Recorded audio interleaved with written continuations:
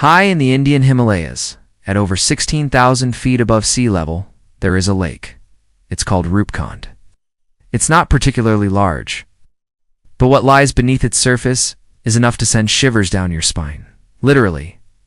Because when the snow melts, hundreds of human skeletons float eerily in its shallow waters, skulls, femurs, scattered like forgotten relics in a glacial grave. Who were they? Why did they all die in the same place? Why does it look like they were struck down by something? From above. Welcome to the chilling mystery of Skeleton Lake, a place where ancient bones whisper secrets no one can fully explain. First discovered in 1942 by a British forest ranger. He was probably expecting snow leopards, not skulls. The scene was surreal. Dozens of skeletons lying around the frozen lake. Some were still wearing jewelry. Some had remnants of clothing preserved by the cold. And none of them had been buried. They were just there. At first, the British thought they were Japanese soldiers. Maybe a secret World War II invasion? It was wartime after all. But upon inspection, these bones were much older. Way older. Radiocarbon dating put most of them around 850 AD, though other groups dated too. The 1800s, wait, there are two time periods involved. Yep, more on that later. For now, let's focus on the really weird part. Most of the skeletons had skull fractures, round clean cracks. Like something blunt and spherical had struck them from above. But there were no signs of battle. No weapons. No defensive wounds. They weren't fighting. They were running or maybe just walking when they died. All at once. How do you kill hundreds of people in a single blow without weapons? Nature steps in. Enter the ancient legend of the hailstones of death. Locals in the region tell stories of a royal pilgrimage gone horribly wrong. A king, his wife, their servants, and musicians were trekking to a sacred shrine. They angered the goddess of the mountains, and she rained death upon them. The form of giant hailstones. No shelter, no escape. Just icy death from above. A tale passed down through generations. Too dramatic to be real. Maybe not. Scientists studying the fractures on the skulls noticed something strange. All the injuries were located at the top or sides of the skulls. Not the front. Not the back. Exactly where you'd be hit if you were walking with your head bowed, and the size of the cracks. Consistent with hailstones the size of cricket balls. Yes, cricket balls. Imagine a sky full of icy spheres, each one lethal. Now imagine you're stuck in the open, on a high-altitude trail, with nowhere to hide. So case closed, right? Hailstorm from the 9th century, freak accident, mystery solved. Well, not quite, because things get stranger. DNA testing showed that the skeletons weren't all from the same group. Most were local, sure, but a few had genetic markers linking them to the Mediterranean. Wait, what? People from the Mediterranean? In the Indian Himalayas? In the 9th century? Yeah, that's not exactly a weekend hike. Some speculate they were traders, or explorers, or perhaps pilgrims from faraway lands journeying to sacred sites. But why bring musicians? Why such a large group? And why take such a dangerous route? Some scholars think it was a royal procession, one with pomp, purpose, and terrible luck. Others suggest they were lost, or maybe following a spiritual vision. Still, the presence of Mediterranean genes throws a wrench into everything. Did two different groups die at Roopkund centuries apart? Or did they die the same way? Was this lake cursed or just unlucky? It's hard to say, because even modern expeditions to Roopkund have trouble. The altitude makes it hard to breathe. The terrain is steep and treacherous, and weather can turn deadly in minutes. The mountain protects its secrets. So now we have a frozen lake, a scattering of ancient dead, skull fractures that match local legend, foreign travelers who shouldn't have been there, and a mystery stretching over centuries. What started as a ghost story might be a historical event, one buried under snow, ice, and unanswered questions.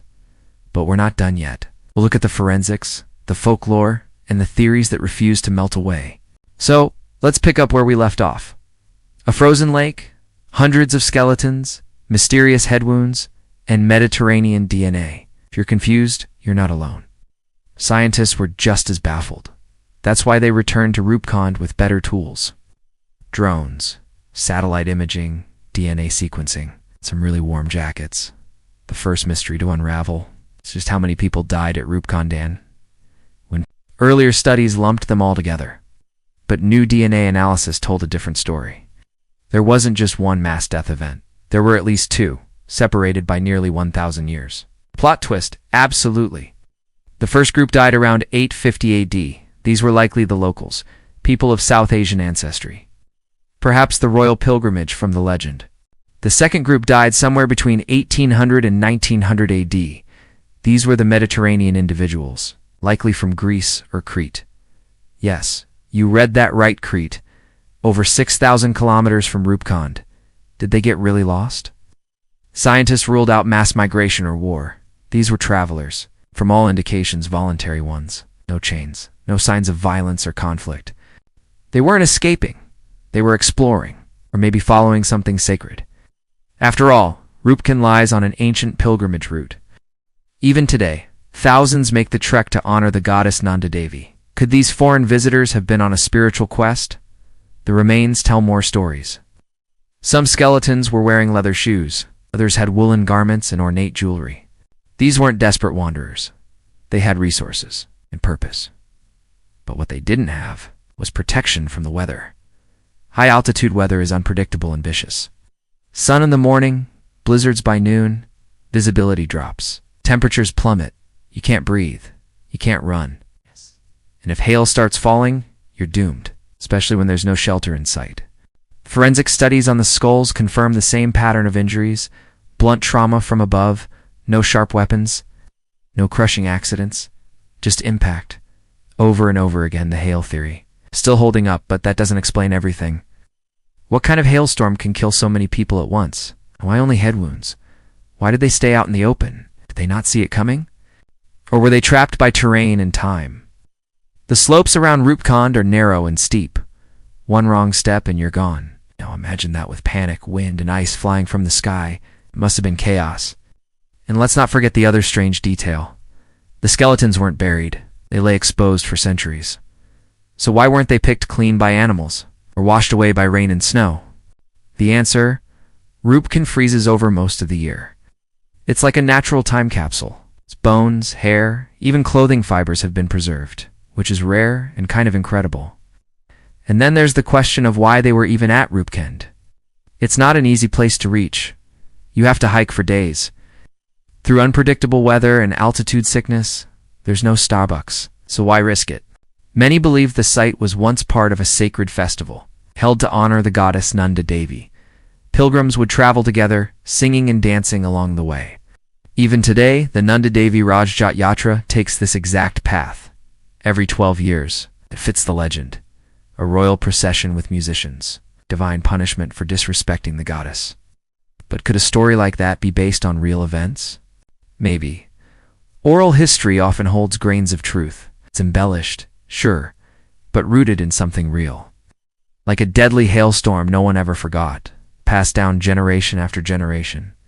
So now we have two groups, 2 centuries, one deadly lake, and one legend that just might be history in disguise.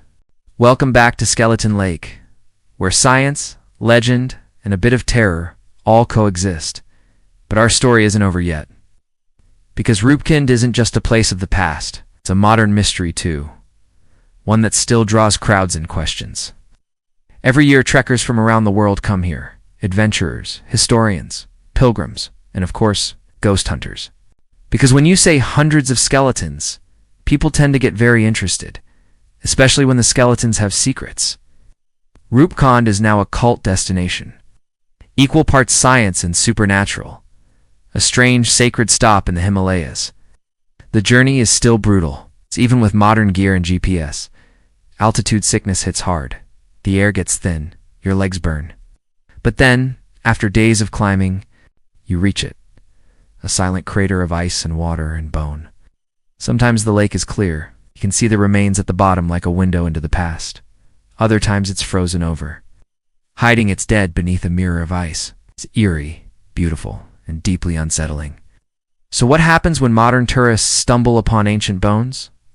Unfortunately, not always good things. Some people take bones as souvenirs. Others disrespect the site entirely. Photo shoots, party music, litter. The mountain does not approve. In 2021, Indian authorities had to tighten regulations.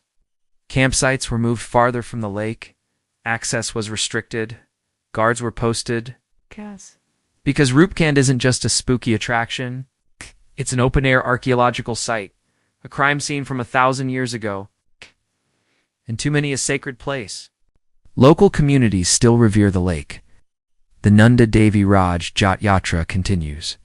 It's a 280-kilometer journey on foot, through valleys and ridges, up to 17,000 feet. Devotees carry a ceremonial four-horned ram. Yes, a real one. It's considered the goddess's vehicle, and it walks the whole way. No shortcuts. This pilgrimage connects people across time. Those who died at Roopkund weren't just random victims. They were participants in something larger than themselves, something spiritual, something dangerous, maybe even something divine. But what about the Greeks, the Cretans, who somehow ended up frozen in the Himalayas? No one knows for sure. Maybe they were scholars or spiritual seekers. Maybe they joined an Indian expedition. Maybe they were chasing their own myths. Or maybe, just maybe, they were drawn by something they couldn't explain. A call from the mountain, from the lake. And now, the Dyatlov Pass-like theories begin. Was Roopkund a magnetic hotspot, a portal, a cursed site? Theories range from the scientific to the cinematic. Aliens, time travelers, ancient Himalayan rituals gone wrong, and of course, government cover-ups.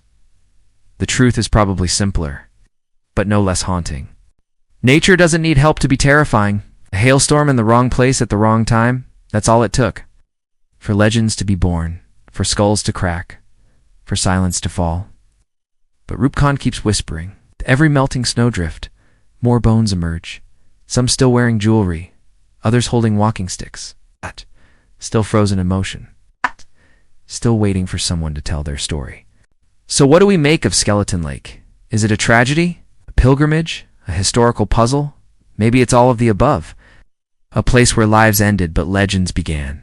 A graveyard, a shrine, a riddle, and most of all, a reminder that sometimes the past floats just beneath the surface, and it's watching us back. That's it for today's Forgotten Tale. If this story made you raise an eyebrow don't forget to like, subscribe, and ring that dusty little bell so you never miss another echo from the past. Drop it in the comments. We're always listening for new echoes. Got a weird bit of history you think we should cover? Until next time, keep your curiosity loud and your history weird.